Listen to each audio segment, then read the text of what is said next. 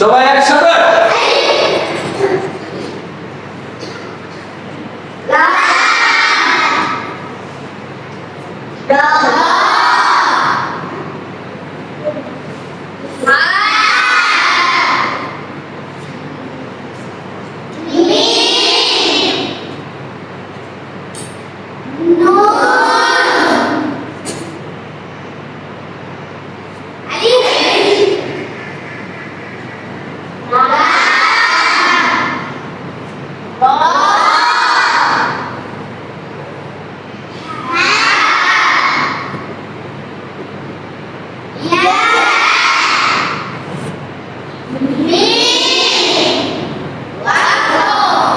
তাহলে এখানে আমরা হরফগুলো বলতে পারতেছি সবাই, তাই না?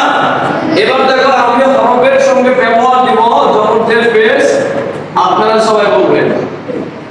এখানে প্রথমে আলিফে কোনো জবর বা জের বা পেশ কিছু দেওয়া থাকবে না, আমরা ধরে নিব শুধুমাত্র।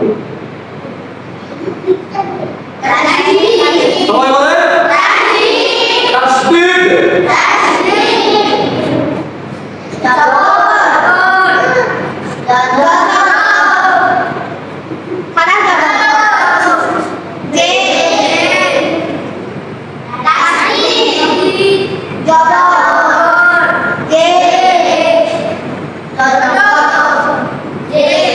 তাহলে এখন আমরা হরফ লিখলাম, হরফের সাথে জবর জেরের ব্যবহার যা লাগে দিলাম, এখন আমরা বানান করব ইনশাআল্লাহ পড়া শুরু।